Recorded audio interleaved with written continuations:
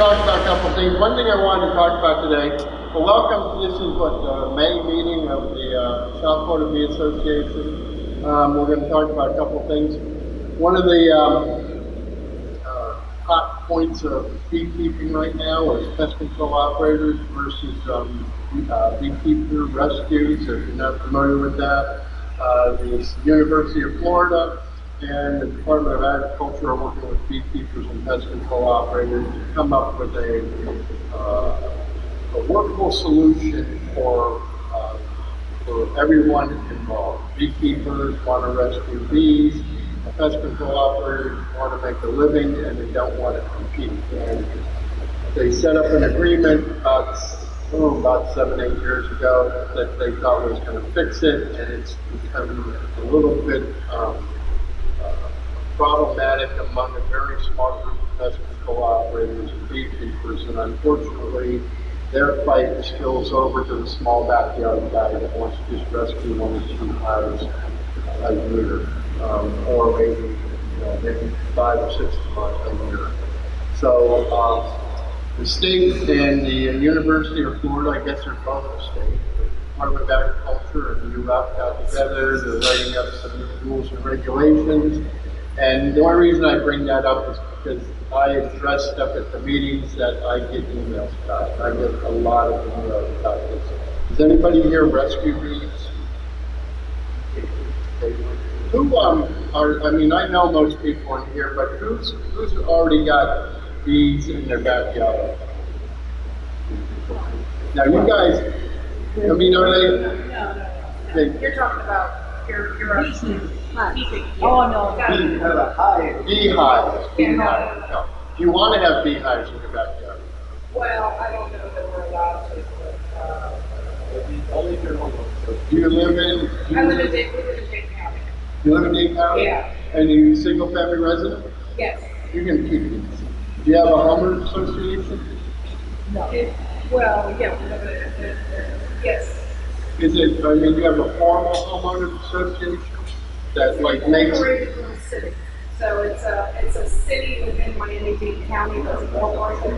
You're fine. You can keep. You will be fine. You can keep bees in your backyard. State of Florida has a very small set of specific rules called pest management requirements, and as such, you can be a beekeeper. So you can have hives in your backyard. If you want to talk a little bit more detail about it, I'm sure if you have to bees, I guess you can have bees. I live in just a regular suburban home about a mile from here. I have bees, Rich has bees, you have bees, everyone has bees. So one thing I'm going to talk about today, other than the bee rescue stuff, is I just take a little metal angle and I screw it around the bottom of my post, and I put axle grease under the bottom of it, and then the ants can't get up and get over around it. The other locations, some folks actually eliminate the ground cover so that the ants don't have any place to live that you can, and you expose them. You can also put down fabric cloth. What did you do, Mark? Ant bait? The little green ones? No, it's like an ant road, it's like an ant sand bait, like Okay. sprinkling around things. And that's it? Yeah, the bull ants, on the big ants, Yeah. hurricane from last time, I guess it got so flooded, they had to find a dry spot. Find our flood. Oh, and they come up and they... Came up and they started living in the hive. Okay. Well, cinnamon work fine. They use cinnamon. Turmeric is a natural product. You can use the ant bait. The only thing I found about the products like cinnamon is they dilute very quickly, and I found that they blow away in the wind too. So if it works for you, Mine was inside my telescopic cover. I had a real bad ant problem on my inner cover, and sprinkled some cinnamon on it, put everything back together, and I went over it next time I went back. they left, and it didn't bother the bees. Didn't phase me one bit. Very cool. Okay.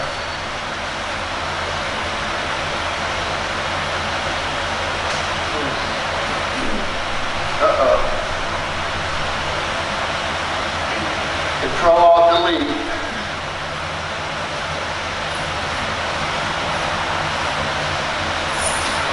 There we go. This is a critter that's a real pain in the neck. Who has small hive beetles in their hive? We all do, okay. Small hive beetles are a pain in the neck. Small hive beetles are like everything else that are bothering bees, or the biggest problem with bees. Small hive beetles is one of the items on this list that we can take down a hive, okay? It takes a lot of them. And a small hive beetle, small hive beetle population can destroy a hive. It's not very often, and because there's so many relatively simple management practices to control small hive beetle that are in place, that most times you can keep them under control. But what basically all the beetle does is she lays her eggs in cracks and crevices inside the hive. They come out like this. They look just like this. They fall down. They fall down onto the ground. They burrow into the ground, and then they hatch out on the ground. They go through their pupa stage and hatch out, and then they fly back up, and they continue that cycle inside of your hive. There's some folks. There's a friend of mine who right now brought nematodes that she puts in the ground underneath her hive, and these nematodes eat larvae. And they don't eat just small hive beetle larvae, and so she's testing that. One of the easiest ways with small hive beetles is some inside treatments, and we'll talk about them. The reason you don't want small hive beetle in your hive is other than the fact that what you want your bees doing is making honey and making more bees, right? If they have small hive beetle in your hive, then that means they have to take a proportionate number of bees, and those bees have to maintain or control that small hive beetle. So if they take 200 or 300 bees to manage small hive beetle inside your hive, those are bees that are not doing the job that you want them to do, and that's making more bees and more honey. When small hive beetle larvae hatch out and there's no bee, and they get into the honey stores, they'll eat the honey stores, and then it's called a slime out. There's a chemical reaction with the larva, and yes, ma'am. Oh. It destroys your honey and it destroys your hive. But as far as this small hive beetle, I don't know if I have any pictures of samples of treatments here. No. Small hive beetles can be managed with a bunch of different products. You can buy beetle traps. You can use mineral oil inside the hive. I don't recommend that, but there's a lot of commercial guys that do that. You can take, after a political election, take one of those corrugated signs and cut little squares, and you can put them inside your hive, and the small hive beetle will hide in there. And so when you open up your hive, you just grab that little piece of plastic that has 50 little hive beetles in it, throw it in a plastic bag, throw it in the sun, and then they're done. Small hive beetle are are easily managed product inside the hive. If you can't just Say swarm season. yeah. My biggest problem with small hive beetle is when the swarm is building one of my swarm traps. I've had the small hive beetle come in and tear things up. Well, here's one thing about that. What Richard just said was, if he set swarm traps up, and when the bees swarm, he gets a small hive beetle problem in a swarm trap. And that's a very common issue, because here's the deal. Small hive beetle zero in on stress hormones of honeybees.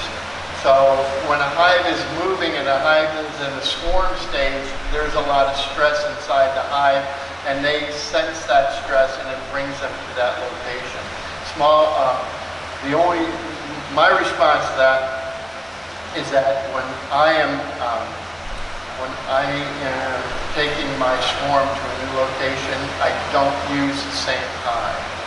I always pull the frames out that I'm using in that one, put them in a new one, and put them in a managed state that might eliminate that problem. But it's like if you have a young hive, and if you have a small hive, and you have small hive beetle, you have to be more aggressive in protecting that hive and treating it. Have you ever lost a small hive beetle? Only the swarm hive. 3 swarms. They're all been really small swarms. Yep. Last year, all my swarms were prime. Yep. They were huge and built it up. I've got 3 little baby swarms building up in their swarm tracks right now. Yep. As you know, I don't want to touch them this year. Yep. But I think that we need to get moved. Next time I put out my train trap, I'm going to put beetle traps in there too. You can put. I lost one this spring because of that. Because of that? Yeah, I mean, one of the problems that we're dealing with as South Florida beekeepers is the genetics of our bees are such that they have a propensity of swarming more often and smaller swarms. And that's what Rick is talking about, is that because it's a small swarm and it's in a big box, it might have an issue with small hive beetle. Maybe what you're talking about is putting in a beetle trap when you set your swarm up. Might not be a bad idea. I mean, the beetle traps really don't trap the beetle. All it does is it keeps the bee, it gives the bees a place to chase the beetles to and keep them contained until you get in there and remove them permanently. Yeah. And you said some of the commercial growers are using the mineral oil, and you don't. I put mineral oil in my beetle trap. I shouldn't. Yeah, I put mineral oil and a little vinegar because they like the acidic. But what I'm talking about is a lot of commercial guys will carry a little hypodermic, and they run on the inside corners of their boxes a line of mineral oil. And the beetles, I don't like, they will claim that it's extremely effective. I know some beekeepers at the Broward Bee Association that use this. Mineral oil kills bees too, okay? So if you're putting a treatment, an open treatment inside your hive that's killing your bees,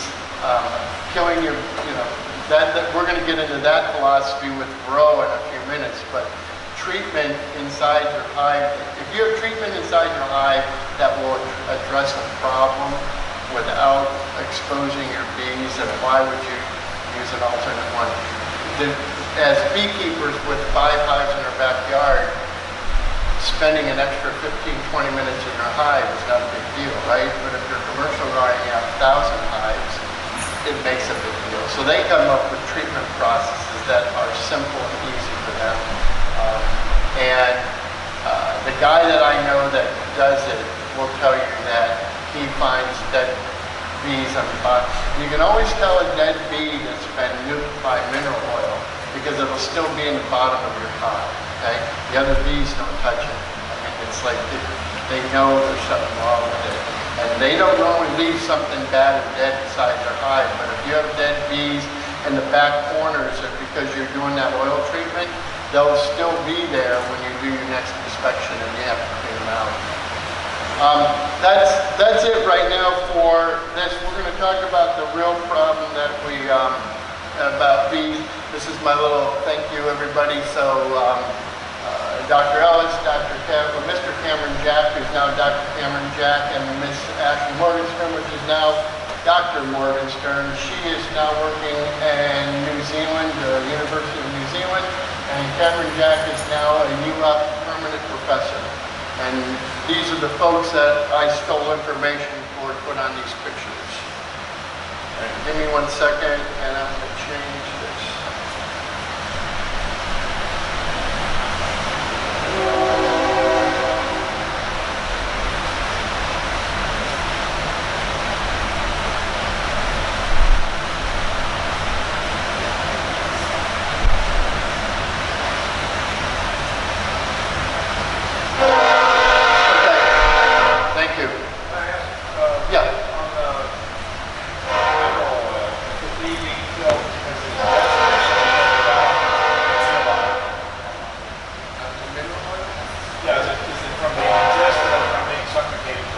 You know what? I don't know.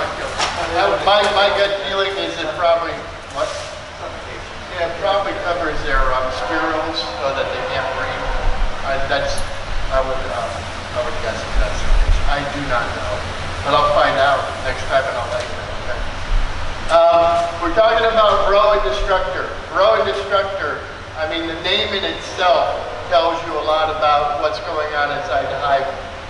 We'll talk, I don't want to get too far out of sequence here, but Varroa destructor is something you, as a beekeeper, have to know about. Varroa is the scourge of bees. And you, as a beekeeper, are going to have to come up with that beekeeping philosophy.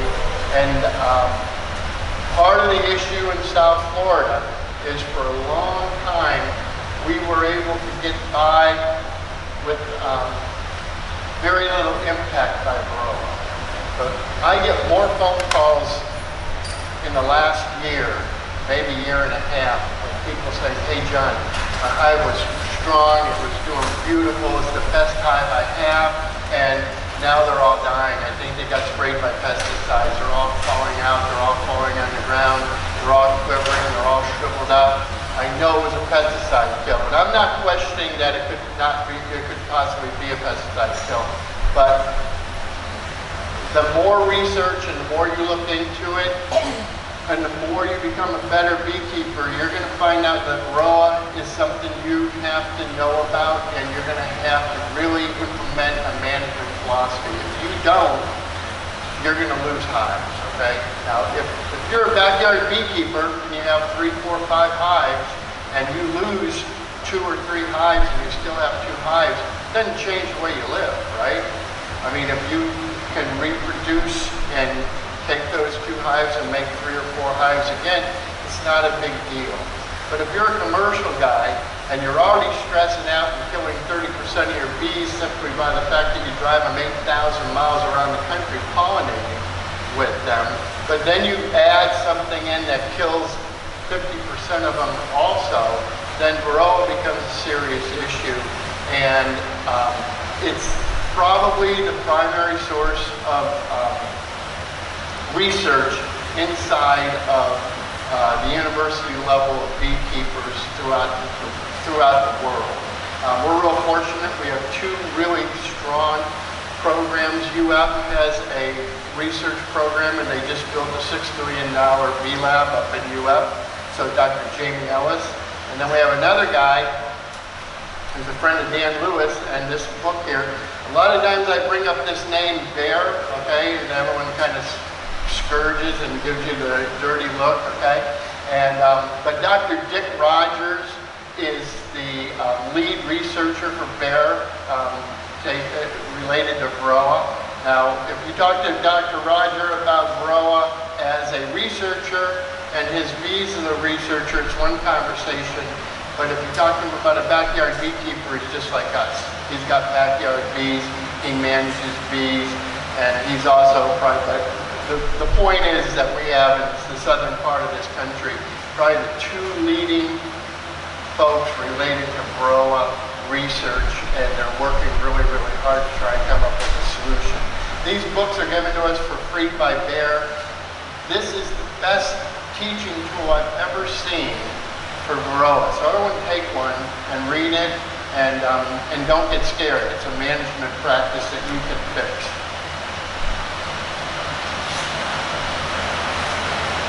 Okay, this is what a Varroa looks on a living bee. That Varroa right there normally is hiding in this little crutch down here so the other bees can't get to it.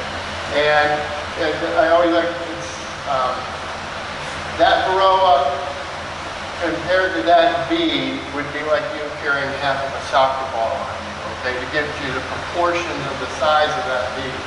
This is a drone cell, and that's the Varroa on a drone cell in its pre-pupal stage, and that's exactly what they look like. I can tell you that that's the boy and those are the girls, and that might be the mom, but those are his sisters, and that's him, and he is the primary source of reproduction for those 4 sisters inside that hive. So that's my other picture. Everyone has Varroa. Everybody has Varroa, okay? Even if you treat for Varroa, you have Varroa. What you have to do is maintain a level of Varroa that the bees can live with. And that's what we're doing right now. We can't eliminate it. Maybe somewhere down the road they will, because there was another mite back in the 80s that was unrelated to Varroa that was destroyed by the treatment processes that were put in place for treating Varroa. So it effectively eliminated one mite, but it didn't effectively eliminate Varroa.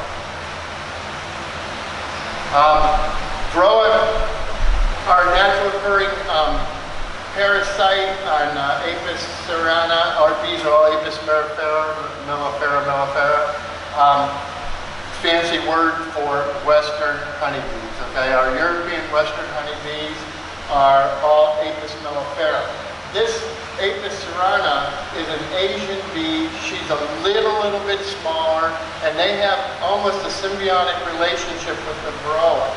So the Varroa doesn't bother them in Asia. And they only found out that Varroa were a real problem with Western honeybees was because our Western honeybees make better or more honey. So the Chinese brought European bees to China, and then they found out that they were all dying because of the Varroa. Now, the Varroa made it out of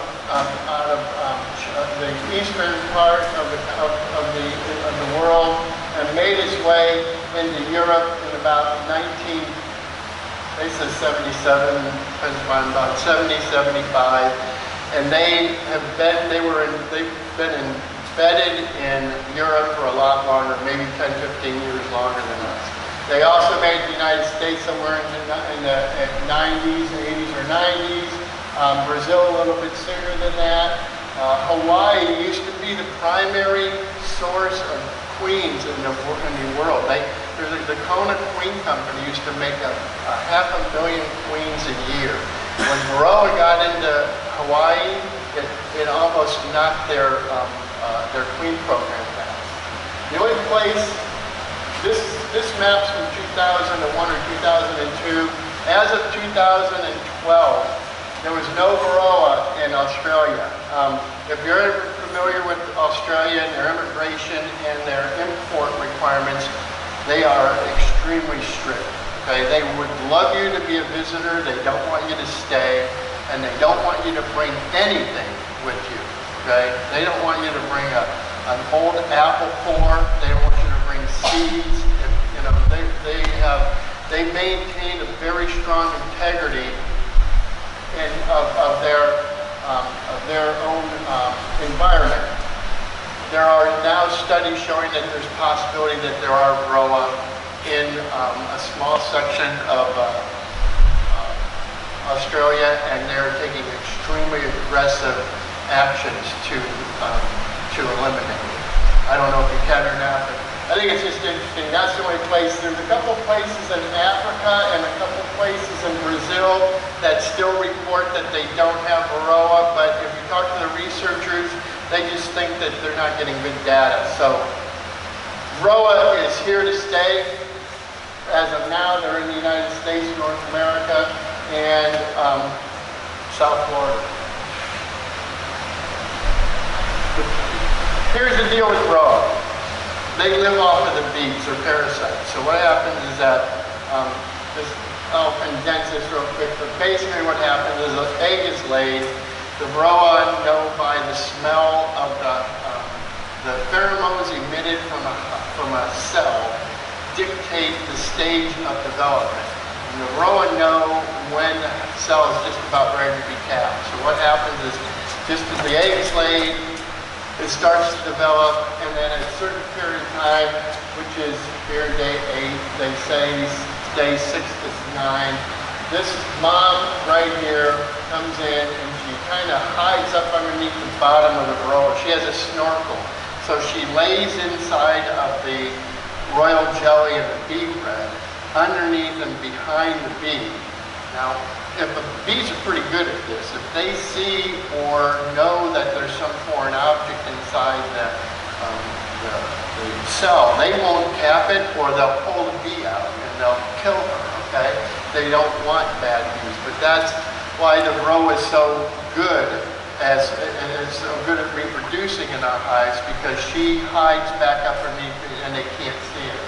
After they seal it up and it starts to grow, she lays her first egg. It's a boy, every 30 hours after that she lays another egg, and they're girls. If the timing is right, and the timing has to be just right, there'll be enough time from this period that these varroa will be able to develop enough that they will survive and come out. The boy stays inside, he's dead, the mom, and then if the other, anything that didn't develop far enough dies inside the cell and gets cleaned out. But most of the time she leaves with maybe 1 or 2 varroa on her, and they continue that cycle. And that's a simple life cycle reproduction. And the only reason why I do that is just give you a little bit of biology of what's going on inside the hive, and you can use that life cycle to address your management style of varroa control. This is used to be, we'd go get feral hives and swarm hives because we were under the philosophy and teaching that feral hives were stronger, better hives than managed hives, okay? I don't believe that. I don't believe that in any way, shape, or form. I know that my managed hives are better or stronger than the vast majority of the feral hives or swarm hives that I get now. I open up swarm hives that have varroa. I open up feral hives in trees and in soffits, and I test them immediately for varroa, and I always find high counts of varroa in the feral hives. So the reason I put that up there, they are not selective. They are all feral and managed hives.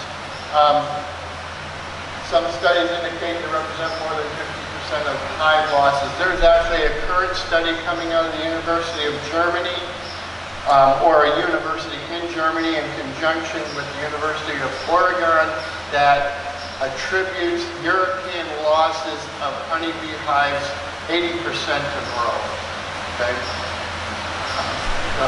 Straight across the board. If you're losing 4 hives and 3 of them were due to varroa, according to this European study. There is no 100% effective treatment. And because the bees, because the varroa mate with their own offspring, RNA transfer of, and I don't understand how this works, but the RNA transfer of genetics from inbreeding makes them much more resistant, much quicker. So one of the problems we're dealing with varroa in this country is because in the 80s when it first showed up, it was a philosophy of 1 ounce of poison was good, well 2 ounces must be better. And if you're supposed to have it in there for a week and you kept it in for 2 weeks, it would make it better. But the varroa, because of their life cycle mimicking the bees, and because they're inside of a closed cell that the poison wasn't getting into immediately, it allows them to get low exposure rates to some of the poisons, which then made them more resistant to those same poisons. But that's one of the problems. That's one of the reasons. That's adapting new treatment. There's one treatment. There's one known effective treatment for varroa right now, as far as researchers are concerned, like from Bayer, Dr. Ellis, the guys that are looking at chemicals. Okay, and there used to be 3 or 4, but 3 of them don't work anymore. And what we were supposed to do a long time ago was rotate them, and nobody rotated them. So you started buying ABC varroa killer, and it worked. You just kept using it. And the other guy was using DCNF, and he didn't change, and so they didn't rotate their product, and it, as a couple friends of mine like to call them, is they're creating super bugs. That should be reworded. They do not kill bees, okay? All they do is weaken the bees and transfer viruses to them. And those viruses are the DWV, I'm not sure, That's a deformed wing virus, SFBA. This is Israeli something, Papa something virus. These 3 viruses and about 8 more are transferred. They're just like the viruses we all deal with. Okay, we get a virus, we get sick. Okay, well, not only are they sucking the fluid out of the bees, but they're transferring these viruses, and the viruses create deformed wings. And when you open up a hive that has been affected by varroa on a high level, and this is why people think most time the pesticide kills, is because the varroa are all shriveled up, and they look, it's so pathetic how bad they look, and they're walking in circles. We call them zombie bees, and they can't fly, and they are so sick, most of them die within 2 or 3 days of being hatched. And when you see this, open up this hive, and after it's been so beautiful for the last 3 or 4 months, and you open it up 3 weeks later, and all you do is see dead bees on the front of your hive, and all these poor little bees who you think are your kids are all just crawling around, and they're so sick. It's really, really sad, and it's a horrific disease, and it's a serious problem. Here's the sticking point. They affect stronger hives more aggressively. And we'll talk about that in a little bit. And right here, I did this first presentation 3 years ago. In South Florida, we have been lucky. I don't think we're lucky anymore.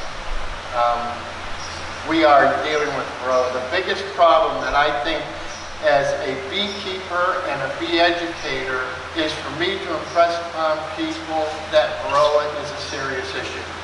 Because you will leave this meeting and go to the Broward meeting, or you go to the Palm Beach meeting, or you'll get on some of the blogs and people will tell you it's not really the varroa. Well, it is the varroa. Okay, I'm going to tell you right now, varroa is a serious issue that needs to be addressed. And as a managed beekeeper, you can do that. So it shouldn't scare you away from being a beekeeper. It just needs to be part of your management practice. And we're going to teach you how to make that part of management practice. That's deformed wing disease. That's what the bee looks like when she's born. And that's her forewing right there. And when you see 1,000 of them crawling around the bottom of your hive, you can see why someone might think that they got nuked or sprayed or something like that. Has anybody seen this in the bottom of their hive? Hey, see? I've seen it in the bottom of my hive, okay? Does anybody gross loss of bees in strong hives and didn't know what it was? Yeah, a lot of people. What I find interesting about varroa and I find interesting about beekeeping is, and I used to be the same way, I was always afraid to share that I lost hives. I lose hives, okay? I kill queens, okay? I've opened up a hive, pulled up a frame, know I rolled the queen, and I know I killed her, okay? When in purpose, I'm better at it than I used to be, and I don't do it very often anymore.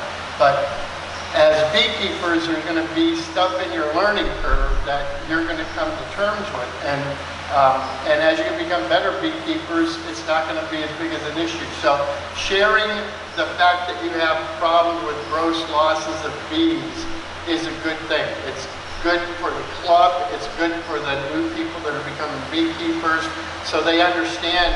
Because what I think happens in beekeeping is the first year of beekeeping is easy. You can throw a bunch of new bees in a nice new hive, and they grow and give a bunch of honey. And you think that guy that was talking about varroa last week is full of crap, okay?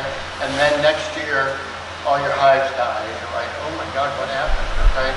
It's the education process is for the second and third and fourth year beekeeper, and we're going to get you to the point where you're going to be good second and third and fourth year beekeepers. But that's deformed wing disease. How does it spread?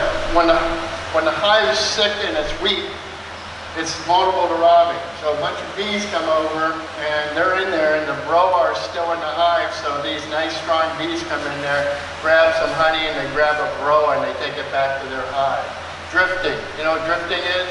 means when you put 2 hives here and 2 hives here and 2 new bees come back and one of them goes like this and they kind of go into the wrong hive for a second, they get kicked out, but they might be in there long enough that they pick up a varroa. Bad management practices and rescues. One of the things that I'm finding now is, it used to be a practice that you would say, oh, my one hive is weak, so I'm going to put, I got a really strong hive over here, I'm going to put some of my really strong bees into this weak hive. Well, if you don't know why this hive over here is weak, why would you subject your strong, nice bees to that weak hive? Because most of the time there's a reason that hive is weak. Now, maybe 10, 15 years ago, if you took a hive that had 20,000 bees and wasn't growing real well, and you took 5,000 from another hive, it gave it that little jolt that it needed to get through the season. But I see this in our clubs all the time. Folks are saying, hey, if you get a small swarm, can I have the bees? Well, if you're putting 5,000 bees from a small swarm from one of your buddies into your hive every month and it's not getting better, then don't waste your buddy's time and don't waste those bees to a sick hive until you figure out why that hive is sick. And that's what I mean by bad management practice, rescues. If you rescue bees or you get swarms, test them. Know what your bee counts are, know what your mite counts are, because it doesn't make any sense to take weak or already weak bees and start managing them without a management practice in place. Reproduction and swarming, that just means that the bees left the hive with varroa and move it to a new location, but that's a whole different, there's more to that conversation than I'll talk about right now. And more important than anything, it's just like your food, okay? Know where your food comes from, know where your bees come from. If someone says, I'm going to give you bees, then know it's a good beekeeper.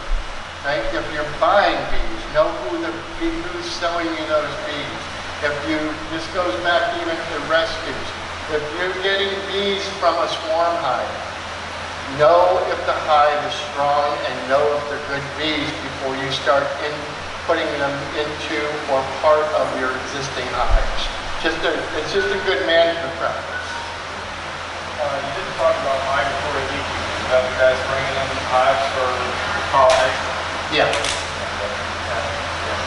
That one means if I take my bees, you know, when commercial beekeepers in Florida take their bees out of their Florida yards, you know the only thing they test them for clearance is sugar ants. That's the only thing. They don't test them for anything else. So, but most commercial beekeepers are prophylactically treating with antibiotics and for varroa.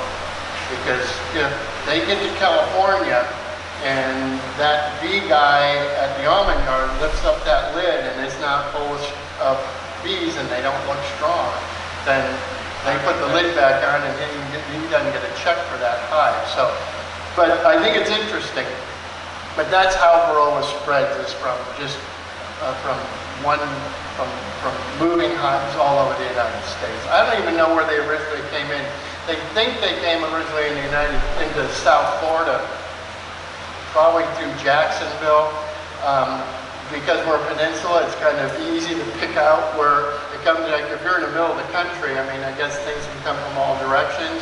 But when you're in a peninsula and you have a product that moves horizontally like that, then it has to start at the top and work its way down. And maybe that's why we have been lucky.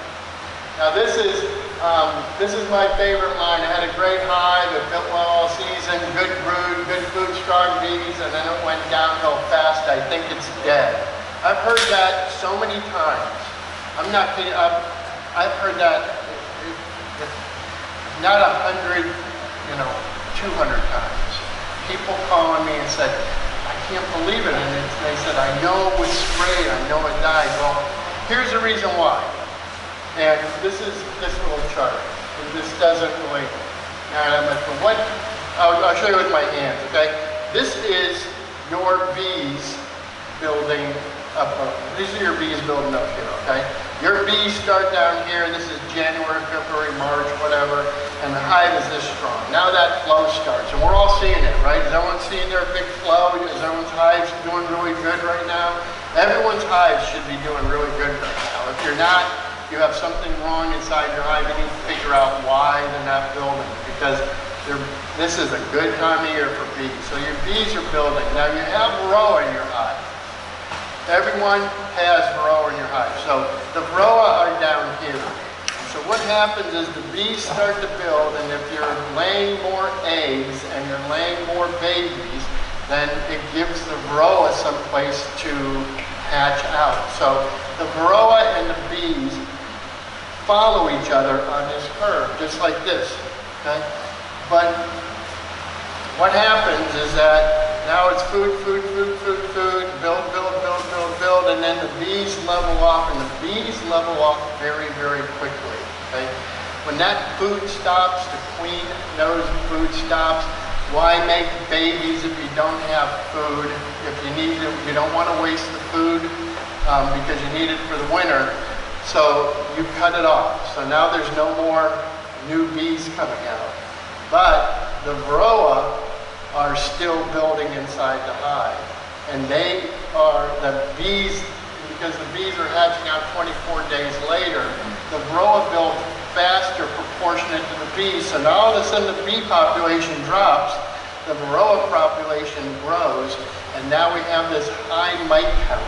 And this high mite count is what attacks the hive, and now there's no more new bees coming into the hive because she stopped laying, and the bees that are coming out are all sick because there's high varroa counts inside the hive, and the hive does a crash, and the crash is horrific. I mean, it's like,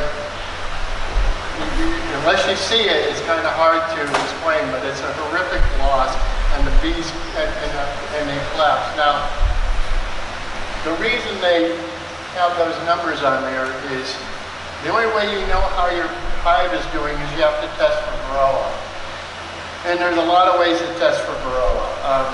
You can do sugar shakes, you can do some non-invasive shakes, but the real story comes down to is, if you have, you're probably going to kill about 300 bees to do your varroa test. It's a sad process, but if you have 50,000 bees, sacrificing 300 to know the strength of your hive is worth the short-term loss.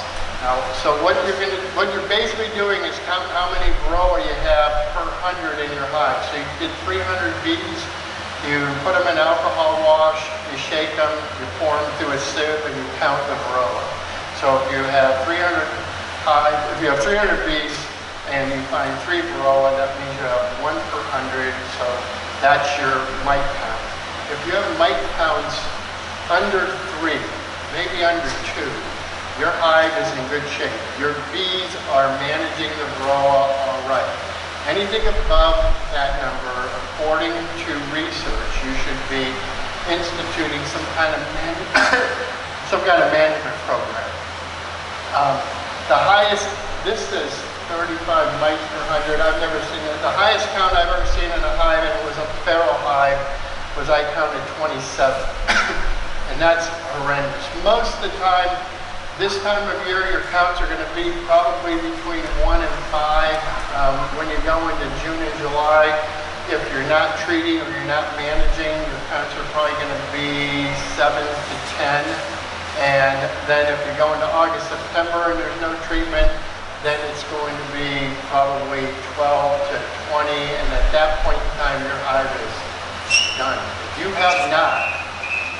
you've not implemented a practice to stop that, then most likely you're going to lose your bees to varroa.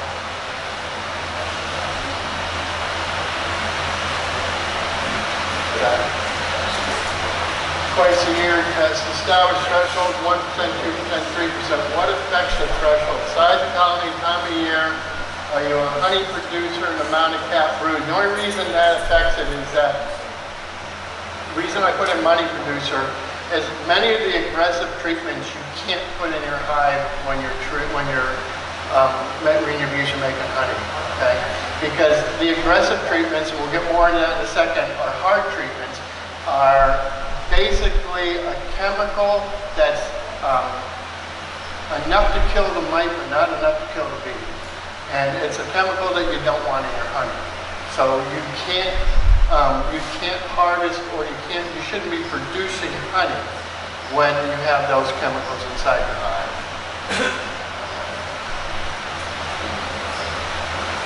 These are the different things they have. Sugar, powdered sugar shakes. That was the original thing. What you used to do is put your bees in a jar, put powdered sugar on them, and shake them, and somehow that was supposed to kill them.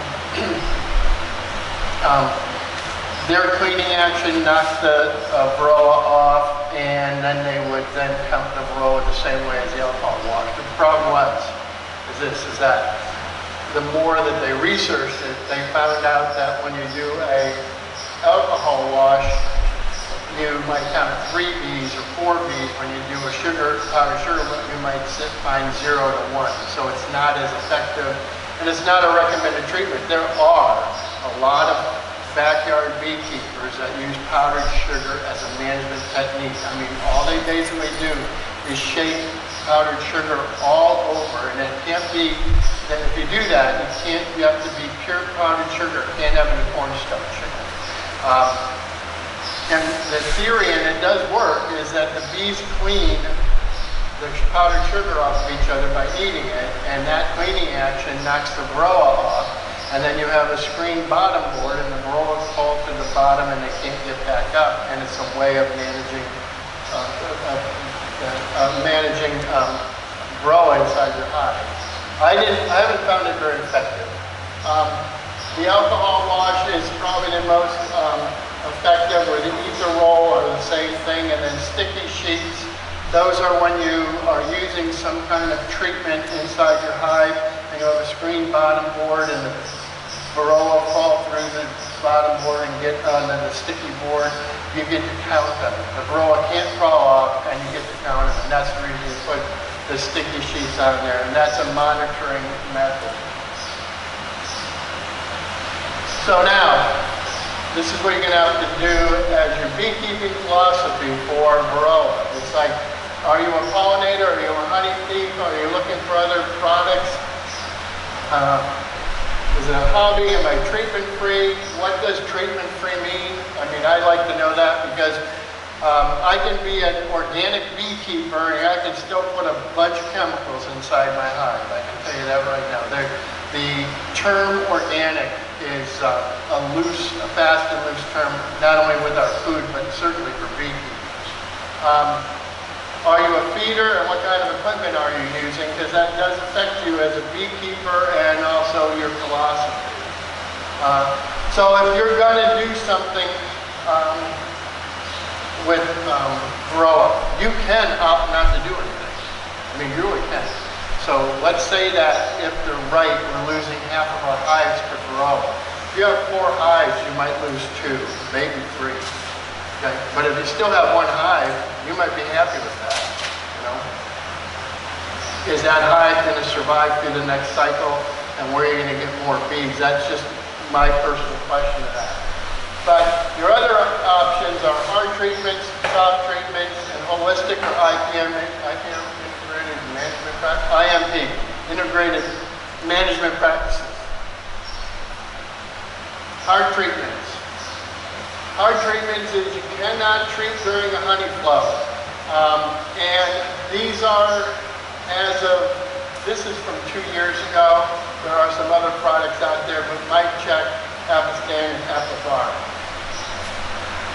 As far as the hardcore research goes right now, Amitraz is the only effective hard chemical working on hives. Okay? But the Mite Check, I believe that's a Bayer product. Okay? I don't know who makes Apistan. And Apifar is a product that most everybody uses. These numbers are the days that they're supposed to be inside your hive. And that's what's really, really important about treatment. If you decide to be a hard treater, okay, you must follow the directions, okay? The label is the law. That's whether you're spraying a chemical in your yard or whether or not you're treating your bees. If you don't do it right, you're gonna not do good for your bees. You're not gonna do good for the health of your self, because you could have poison inside your honey, and you're certainly not doing anything good for the bees. So our treatments are very, very effective. Okay? They're extremely effective. If done properly, you will control your varroa. Okay? No question about it. And I talked to Dr. Rogers last week about this because we have an ongoing conversation, and he told me to pull my head out of the sand and come to terms with Amitraz. Because we don't need any hard chemical treatments in any of our hives right now, and we're doing okay. We're doing okay. We're probably at about 12 to 15% loss, which is not bad. I mean, when you consider 50, 80 as a standard. But according to Dr. Rogers, Amitraz, and this is a guy that can't sell Amitraz, okay? They're trying to come up with a better chemical than Amitraz, because that's a patented chemical right there, used for bee treatment. So when the guy from Bayer, who sells this, tells you don't use that and do that, that's pretty telling. They're really working hard to look for a different product. Soft treatments. This is what we use. I don't use thermal. These are products that are directly applied in the hive. This is kind of like Vicks, formic acid. Formic acid is an effective product, but the application is really, really rigid. I mean, the difference between killing the bees and not killing the bees is about that much. It's a very, very,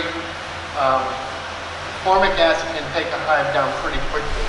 I've never used it. I've worked with guys in Palm Beach that use formic acid, and they find it to be a relatively effective.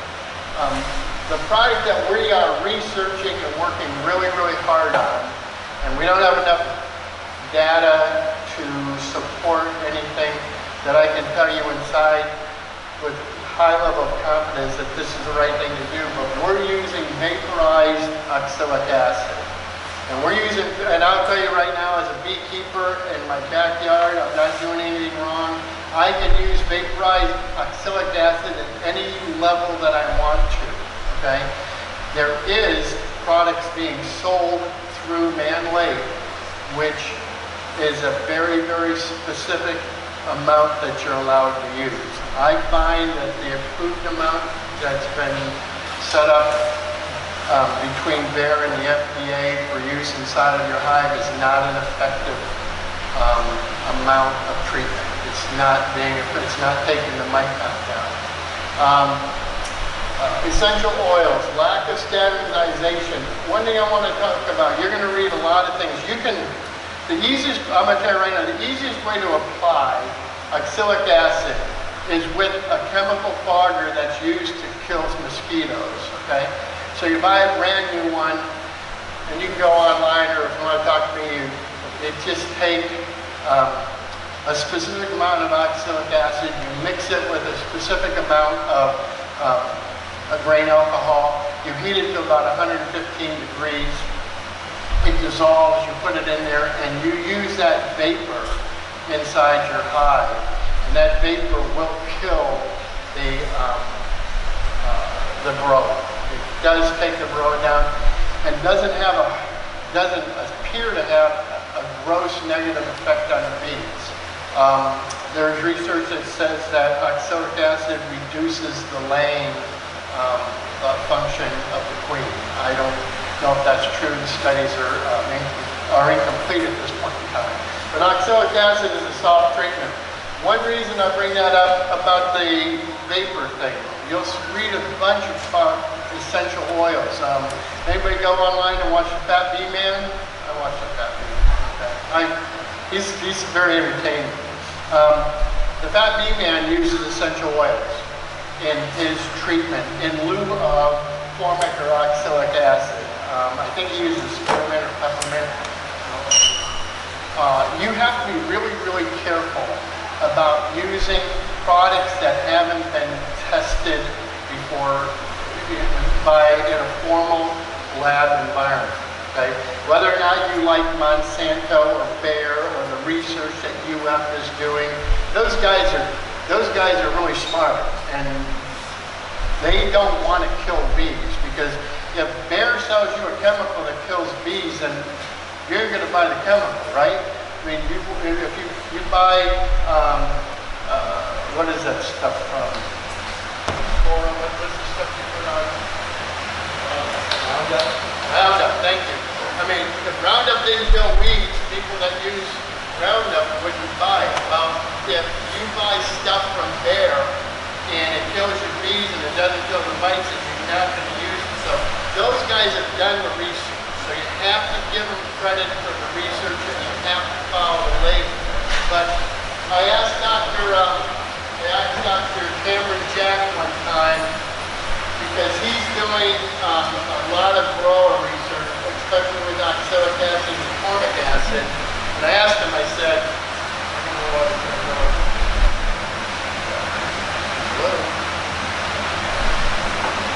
what's that? So I said, Dr. Jack, I said, how come you don't do essential oil research? And he said, well, the day that the Essential Oil Foundation donates $1 million to the University of Florida for a research grant, he said we will start investigating essential oils. So the reality of it is that it is fed by the source of the research, and the source of most of the source of research right now at those universities are being funded by Bayer and Monsanto. And if they can't, why would you invest millions and tens or hundreds of millions of dollars in research if you weren't going to come back with a product that you can patent and sell?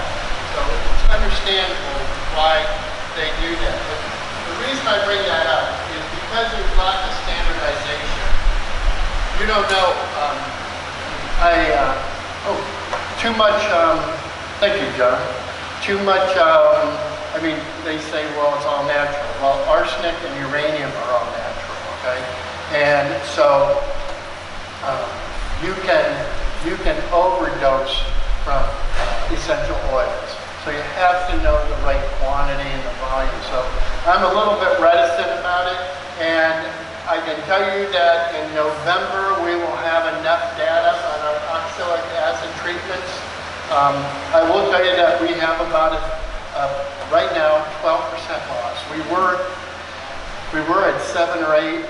Right now at 10 or 12. We're at 12 now. If in November I'm up to 30. Then obviously my oxalic treatments are going to be one of those things I just put in the back drawer and maybe go back to hard treatments. But right now we are working on oxalic acid, and when we get better at it and we find it effective, I talked to our primary inspector is a guy named Christopher Alonzo. His boss's name is Carmen Fracas or Maceras. And his boss's name is Dave Westerfeld, and those 3 guys have told me that I'm wasting my time treating my bees with oxalic acid. They said, John, if you want to be a commercial beekeeper and you want to have managed hives, you're going to have to go back to alcohol. You might be right. I'll let you know how that goes. And it is really important on all these. Read the directions.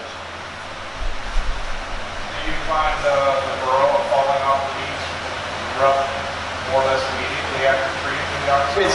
I see high counts on the bottom board, but I don't even know if that's effective, because you don't really, until you go over a period of time, you don't know if that's because that particular hive happened to be hygienic.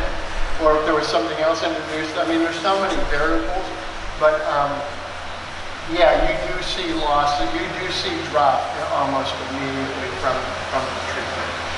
There's a new treatment I just read about, and the guy actually is sending us one of his things, and they're really expensive. They're like $400 or $500, and you stick it in your hive, and it's a really accurate thermal heater, and it raises the temperature of the hive up to 106 degrees.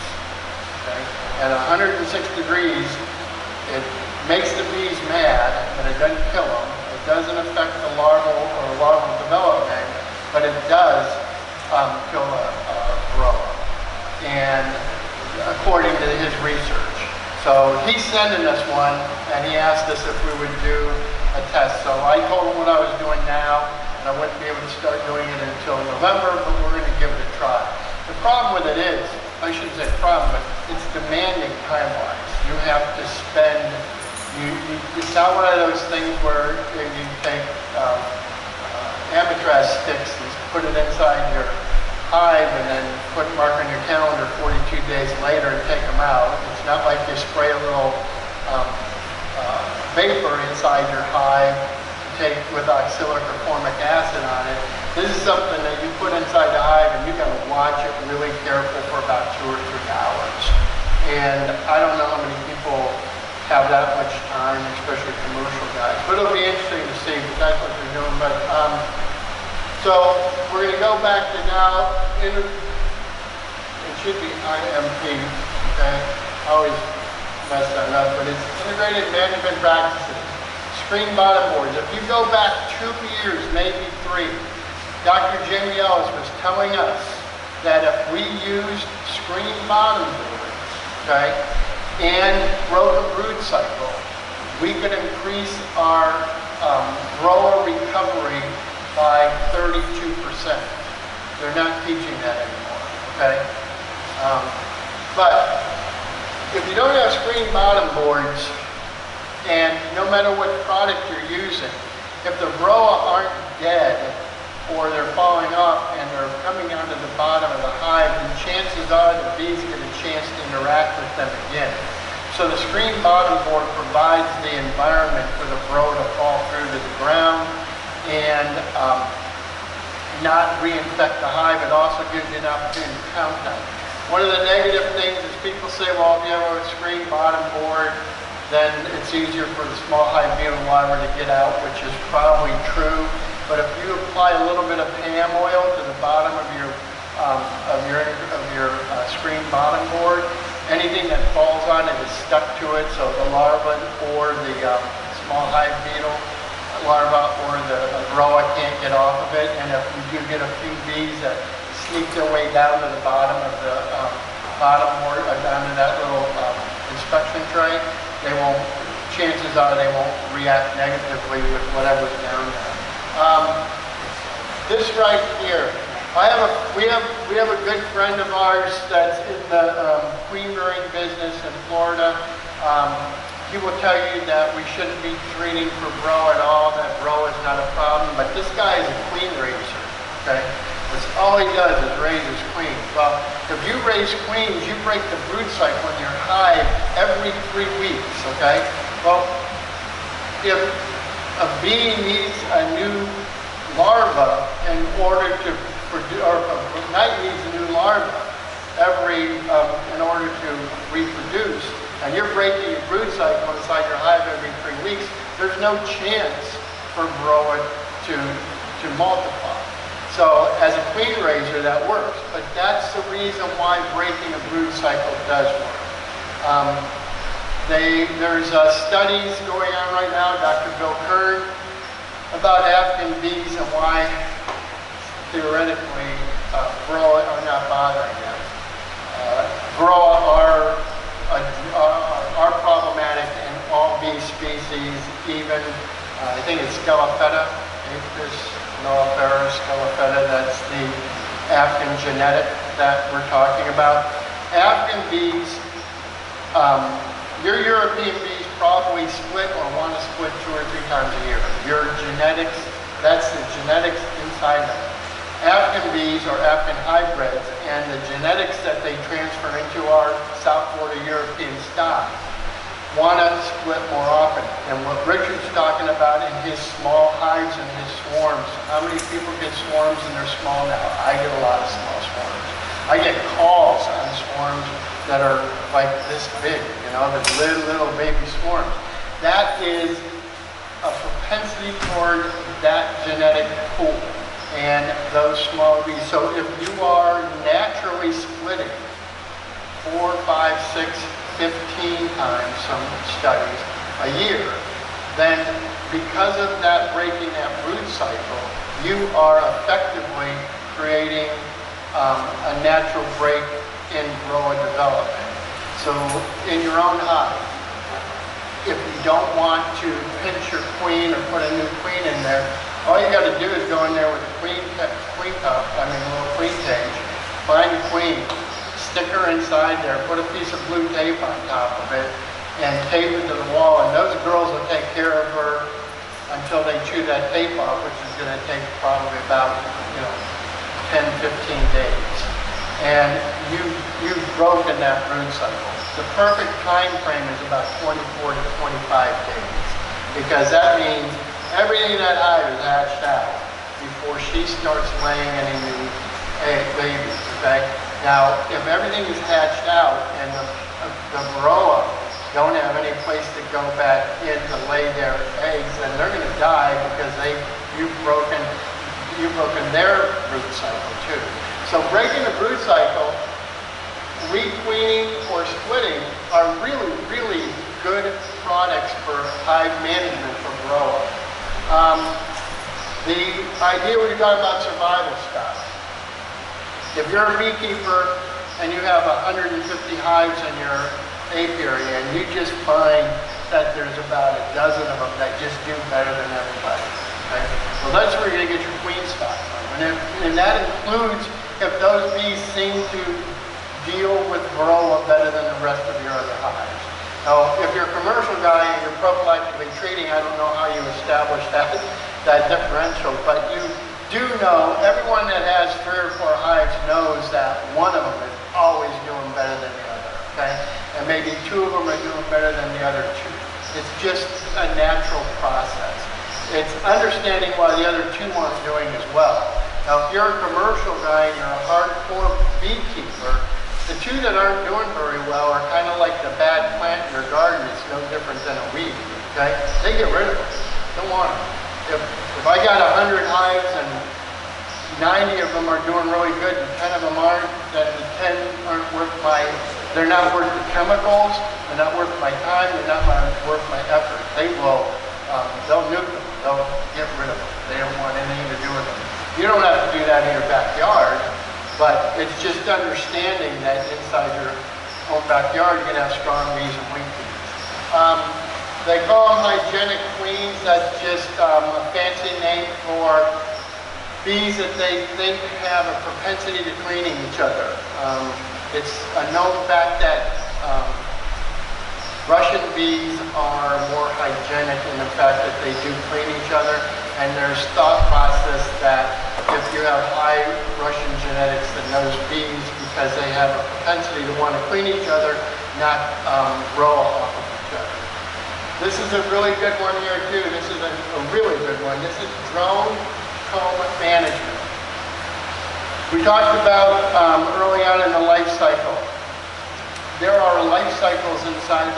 In the summertime, a lot of times the reason varroa counts stay lower is because, everyone's, you're told queens hatch in 16 days and workers in 24 and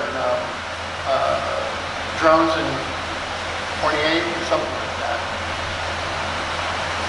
When the weather's good and the environment's good and the food's good, it changes. I mean, sometimes it's 21, 22 days for our workers. So if the workers are hatching out quicker, a lot of times the varroa don't have enough time to develop. So they don't hatch out at that time of year. and it's when it gets to later in the season when their normal cycle goes back to the 24-day period that you see growth on it. Well, the Varroas figured this out, and because drones are bigger and have more room, and they stay inside of the comb, inside of their cell longer, there is good evidence that shows that drones attract Varroa. Right? So if you are a hardworking, astute beekeeper, then you put drone comb inside of your hive. You buy one of those green frames, stick it in like the third or fourth frame, and you let the bees build out drones. A cheaper way or a simple way is take a medium frame and stick it in the outside frame of your brood box. Okay? They will build honey on the top, and they will build drone comb on the bottom. And so what you're doing is you're creating an environment that you're attracting the Varroa away from the helper bee broodstock, moving it to the drone stock.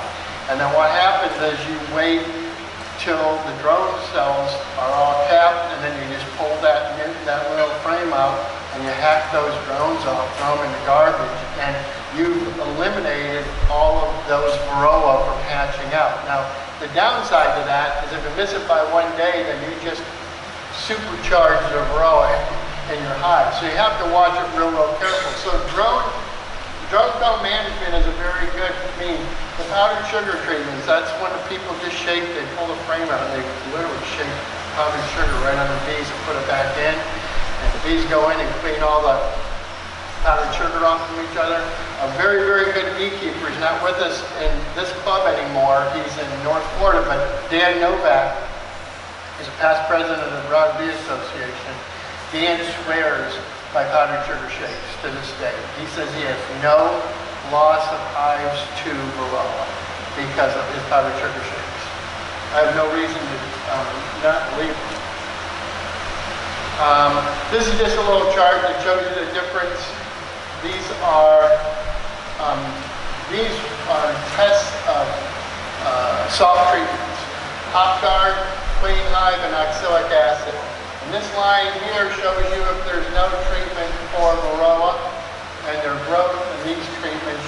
And the only reason I show that is that it just shows you that if you do pick a management treatment, you are going to reduce your Varroa count. And those are the guys again. Thanks. That's everything about Varroa that I know. I don't know.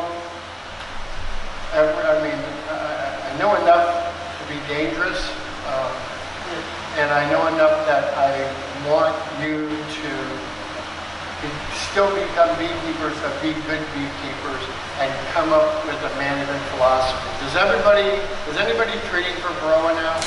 In any way, shape, or form you are? What are you using? I use the formic acid. You're using formic acid, is it effective? It's the first time I've used it, so I'll let you know. So are you doing the wet product? Are you buying it wet, or are you using dry? Wet, the sheet. Okay, you put them in, okay. So why did you decide to use formic? Is it just your own research? Somebody told me to use what's it called, the apple bar. Yep. And then I read that you shouldn't use it during this time of year. That's true. So I put that away and I got the formic. So if you want honey, I mean, you know, that's right. You can use the apple bar anytime you want. I thought I'd use that in the fall. Yeah. Pardon? I thought I'd use it in the fall. I thought I would use it later in the season, like in the fall. It is best time for treatment, and that's because there's no build that time. Yeah. Okay, but the same thing is, that's also a double-edged sword, because you have to start treating for Varroa before you get that spike line. Because if you treat for Varroa after that spike line, the apple bar is not going to work. Okay? So do it more like in August? Well, no. I mean, what you have to do is you have to pick when you're going to stop harvesting your honey, okay? And just before that flow. In South Florida, I would pick probably late October, early November at the latest, which would not be a bad time. But on the same note, you should be doing you should do a shake on, you should do a row account. Because here's my take on it. You're treating with oxalic acid right now, right? Formic acid. Did you test before? So you have no idea if it's effective. Because if you don't know what you started with and you only end up with an end game that you like, you don't really know whether the formic was the reason that happened. Correct? So I don't really know how to do the test. So you can take one of these. Yeah, we'll do we're gonna do a sample at. I'm gonna find out. We're supposed to do it at one of the BBA meetings, okay? But we have to do it outside because I can't bring live bees into the meeting. But we're gonna actually show you how we do an alcohol test, and it's not rocket science. All you do is you take about 300 bees, which is about, it depends upon the size of bees, because I learned this one, okay? I was doing my alcohol test with 1/3 of a cup, and one of the people that's helping us with the program that we're doing with the micro apiary is the lab director for FAU. And so she took all my bees after I did my test and did actual counts. And she called me up and she says, John, by the way, one of your 1/3 of a cup of bees was 280 and one was 490. So, it's like either, and I think what happens is that, it's like when you put all those bees and you try and scoop like 1/3 of a cup of bees, well, a lot of times they're like burying together and they don't have as much volume, so it's like you kind of got to like put them in there and pack them in a little bit, and you just have to be careful that you have the correct count, okay? So what you do is you take 300 bees, theoretically, you put them in a mason jar, you put in a 1/2 cup of 99% ethyl alcohol, so you knock them down dead quick. Isopropyl alcohol, the 99% stuff you get at the store. And you put a lid on it and you just shake it for about a minute.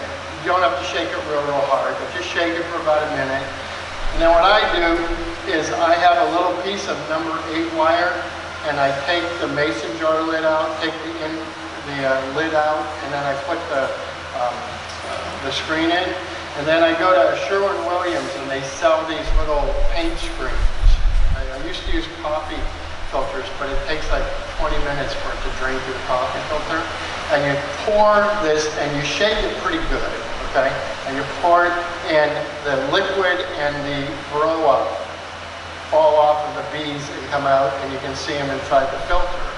Then what you do is you take that same thing and you fill it up with water, and you do the same process again. They used to do just one shake with water or with alcohol, but you're getting more accurate counts. Then you just shake it for another minute, pour that out, and then when you're done, you take a white piece of paper, you shake your filter out on it, you knock off the little bee parts, and you count your varroa.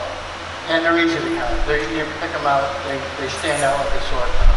And whatever your count is, that's your standard, and all we do is I write it on the side of my hive.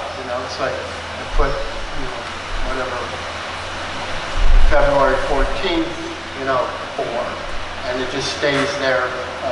And so the next time when I'm doing it in October, November, I'll know what I'm doing. Thank you. I'm getting the hook. Anybody else have any questions? Yeah. Expand a little bit on the difference. Go ahead. Expand a little bit on the difference between varroa counts on a swarm